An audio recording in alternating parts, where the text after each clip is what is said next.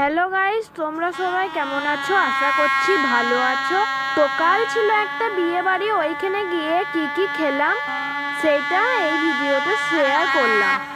আর ভিডিওটা কেউ স্কিপ করবে না, শেষ অবধি দেখতে থাকো, আশা করছি ভালো লাগবে। আর আমার এই চ্যানেলটিকে তোমাদের যদি ভালো লাগে তাহলে সাবস্ক্রাইব করে দিও, লাইক কমেন্ট আর শেয়ার করে দিও।